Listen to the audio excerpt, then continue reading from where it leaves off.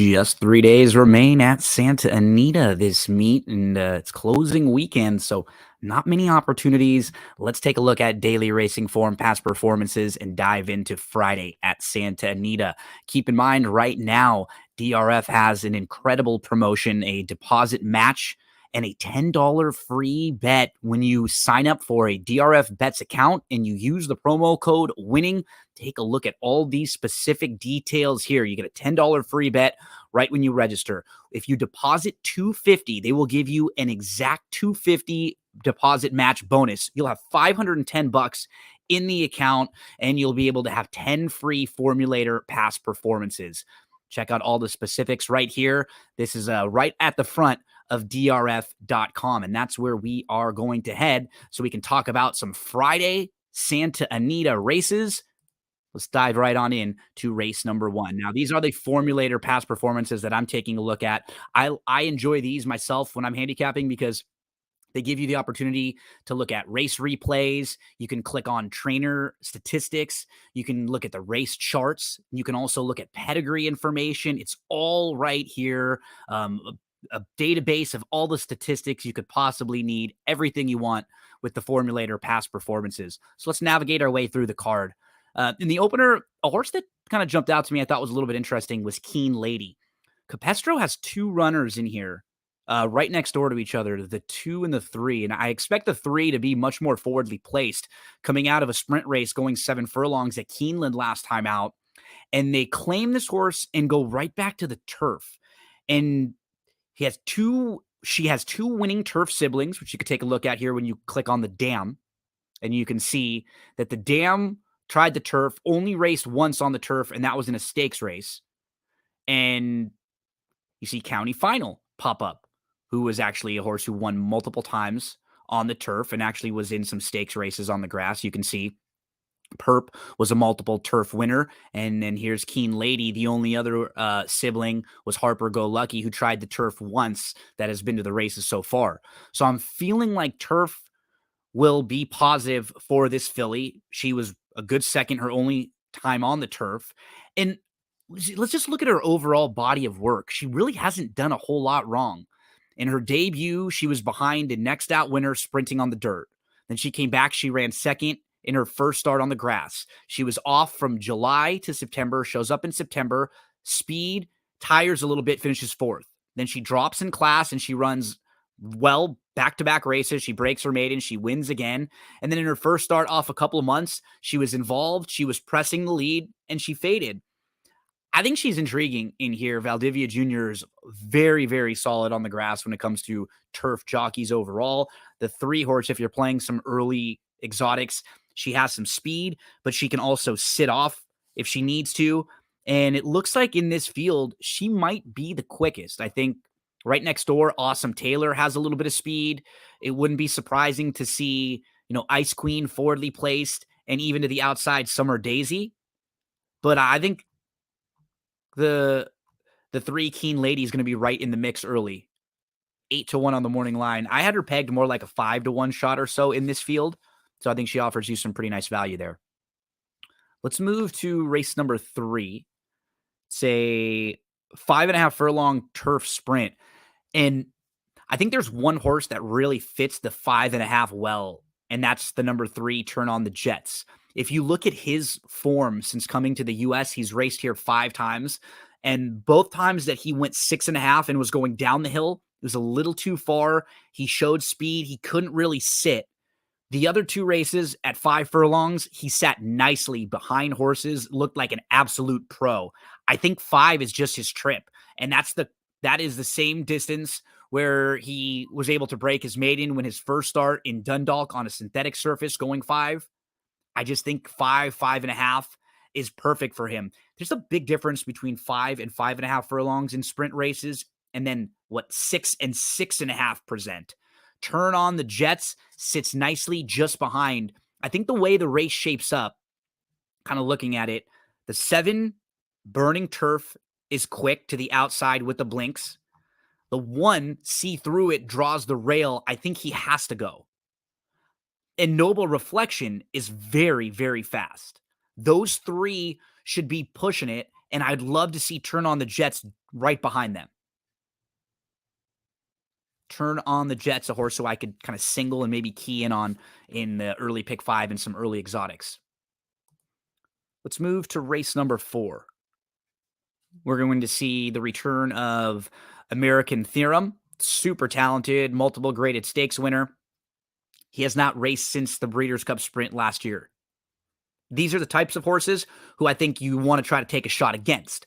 He's likely trying to get a race under his belt so he can have a good account of himself down at Del Mar in the prep races they have, the sprint races, the Bing Crosby and the Pat O'Brien. He could be ready to run in both of those races with a good effort here.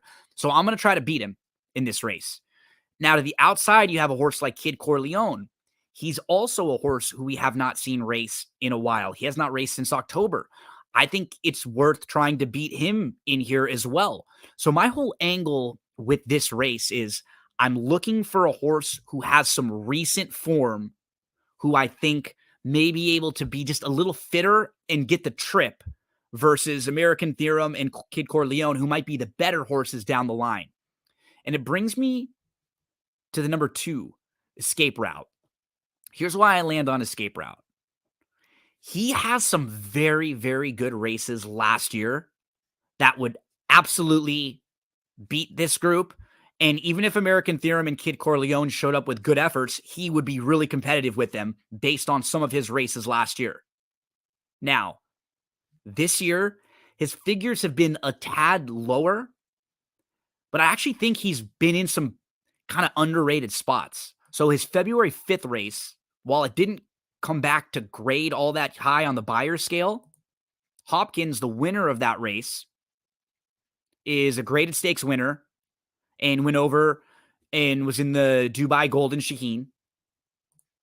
The third place finisher of that race, Straight No Chaser, came back and crushed in the Pimlico in the Maryland Sprint. Look at his last 2 races. He's earned 101 and 107 buyer speed figures in winning those. I think this race was just stronger than it might have looked on paper. And, it's maybe then the figures may have come back. So following the Palos Verdes, he goes over to Turf Paradise and runs in the Phoenix Gold Cup. He was kind of involved in the race and then just sort of packed it in late. And then May the 7th, I thought it was a pretty good effort. We can watch the race here. Again, a little low on speed. Complete the line. We know he can get to races good enough to compete with this. Does he have any of those races left? The ones from last year. So he's the number 3 in the race that we're watching. Good start. He's like right with the leaders. And then he just takes back a little bit and he sits down inside, lets the others to the outside go. What I think may have hurt him a bit is he didn't quite take back enough right here. He was sort of still down towards the inside, and as things develop, kind of puts him in a bad spot. So he's kind of traveling well, and he's going to have to alter course. But this is a strong race he's in. The winner, Lovesick Blues, actually comes back next time out, finishes second, beating the neck in the Grade 3 Daytona. And here's Escape Route, just sitting behind horses, right? Just waiting for room. Doesn't have anywhere to go right now. Can't really get through down on the inside because it's tight. So now watch the 3. He's going to have to shift off the rail, trying to look for somewhere to go. And, when you do that and you just give up ground, now he's in between horses, kind of battling it out and just can't quite hit that hole. Now he really has to shift to the outside, and you see Escape Route stretch the legs a little bit. I just think if your approach in this race is thinking that American Theorem and Kid Corleone may need a race for their better efforts, I sort of feel like this is a horse, Escape Route, who has good enough races last year, who's trending back in a positive direction. He might be fit enough now, and he has enough little punch where he can pass some horses late. I'm going to give him a look in here, the number 2, Escape Route. We keep rolling along. The 5th race, nothing really to discuss because I thought the 3 was going to be tough. Heavy favorite, Unjokable, just missed last time out. Tossed the turf race. Second start at Santa Anita. Second start at the dirt. really the only one in here with proven sprint speed, her and the outside horse, and she hasn't been showing it recently. And she lost to a horse named Mimi Kikuchi, who's actually in the UAE. He was your UAE Oaks winner and was the horse who ran in the Kentucky Oaks. Sixth race, I couldn't really get too creative in this one either. I felt like the 2 Court Snot is going to run well in here. She had legitimate trouble last time out, like really unlucky shifting around. The number 6 True Patriot, she gets herself into some trouble because she's more of a late runner, but she fits pretty well in this group with this spot. She got completely stopped moving up the rail last time out, and the race has come back live. And then you have Harper's Gallop, who gets back to the turf. She'll probably be more forwardly placed in here. She had a tough trip too. She had a fine start, but then they lined up on the lead. She was 3 deep. She was just behind, and then she got shuffled back a little bit. All of a sudden, she like lost a bunch of positioning, and then she just packs it in. But I think she's going to run better in here. So yeah, nothing really creative for me. I just sort of thought the major players, the shorter prices would probably be pretty tough. In the 7th race, we keep rolling along. This is a really challenging betting race. I mean, you can make cases for many and cases against. Honestly, starting with the 5, the Music We Make. I know this barn doesn't start a whole lot of first-time starters and doesn't win with a whole lot of them, but the dam was named More Calbred.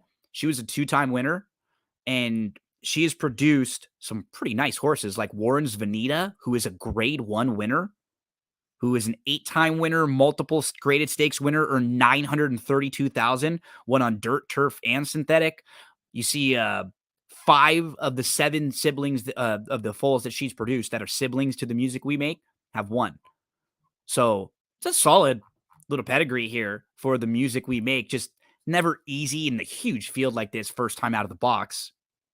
The 7 Strange Addiction, you could absolutely make a case for off that solid debut with the blinkers coming on. Diamonds Dancing doesn't need to improve a whole lot coming off of the Zia form last year.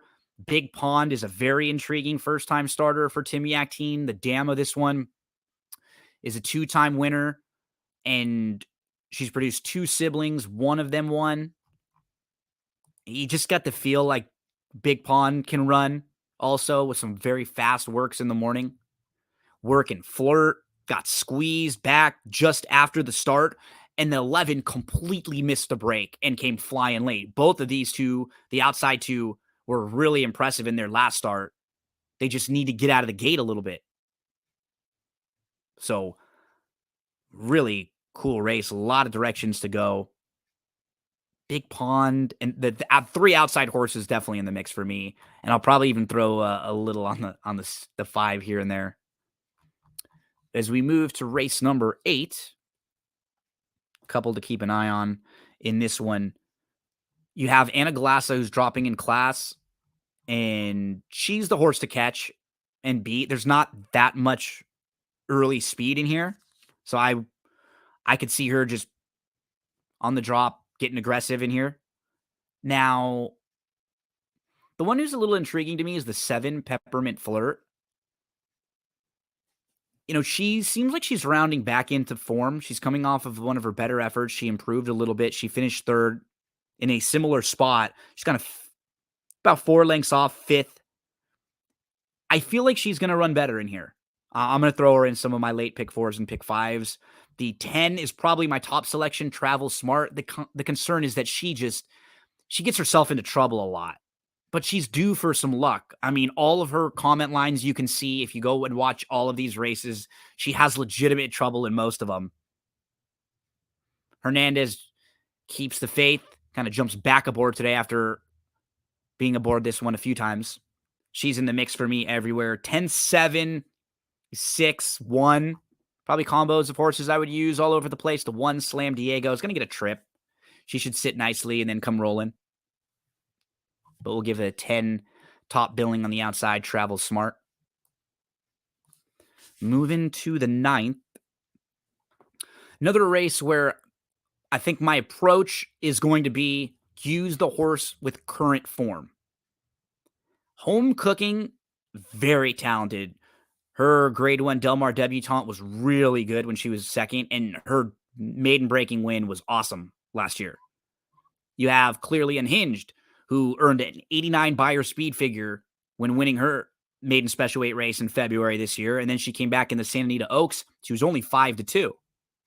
You have Pleasant, who earned a big figure 82 Buyer in winning earlier this year. All really, really talented. 3 for 3 on the outside. She's resilient with ability. She's fast. Who I'm going to look to is the number 3, Delightful Heart. I was just so impressed with this career debut. This was her first start. She was going 6.5 furlongs and from the rail. So we're looking at the number 1 in here. And she has a fine start. She's inside. She's sitting third, about 2 lengths off or so. And the horse who's on the lead is the 4-5 favorite, getting a pretty easy lead. Now look at Delightful Heart. The 1 just kind of sits down there nicely inside. And she gets kind of pushed back a little bit. Not really like shuffled, but just sort of positioning. But she's just waiting for room. And the 2-horse makes a move on the outside. Like in a small field like this, down on the rail, first time out, that's not an easy place to be. But she just stays down there nicely, moves into contention, and when she's able to angle around, she goes by very easily. Watch her move nicely into contention and just respond now. She felt to me like a horse who's done this a bunch of times, not a 3-year-old filly who was making her first start. Just asked to move to the outside, tips off the rail, and responds, and she blows right by the favorite here. And now Delightful Heart is proven at 6.5, and she's going to have the benefit of recent form when a horse like, Clearly Unhinged doesn't have that recent form. Pleasant doesn't have that recent form, and neither does Home Cooking. So I'm leaning to Delightful Heart in here, who I think will have the advantage, sits the trip just behind the speeds, and can stalk and pounce like she did in that debut race. That was very impressive. And then to close it out at Santa Anita on Friday, some to include in here. The 7's going to be pretty tough. Numero Dix. I'm just expecting a big effort from this one. She's kind of searching for where he fits. He lost to a horse named 911 Turbo, who has crossed the wire first in 3 straight. It was actually DQ'd in one of them. He's crossed the wire first in 4 out of 5. And that was his first start back since October of 2021. So you just feel like that was a race to shake off a lot of the rust. And I think we're going to get a much bigger effort from the 7 in this spot, Numero Dix. Others to include the 1, Relaxed Artist, who's a big price, but there's a better race in there with him than what we've seen recently. Look at his his debut in the U.S. back in February of 2022. And since then, it's just been tough spots, not able to put it all together. He's only raced 4 times since. I'm going to be using the 1 in late exotics, trying to close things out. The 2, Trusty Rusty's only turf race was good. I think that's something he can build off. Also, others to look at, the 4, Tom and Jazzy's probably the horse to beat. He's had some legitimate trouble. His races have been against Calabreds, though, so now he's facing open company. And the 8, Tangled Up in Gray, a first-time gelding who's going to stretch out to a mile and showed speed going long before, so you expect him to be forwardly placed in here. To look at some of the horses I'm using in race 10, they're at Santa Anita. Good luck on Friday, the first of 3 racing days to close out Santa Anita this meet. Remember, anytime you need any help, get to drf.com for those past performances, and there will be mandatory payouts on Sunday in the Rainbow Pick 6 and all the exotic pools there. There's also going to be a Pick 6 bonus on Saturday.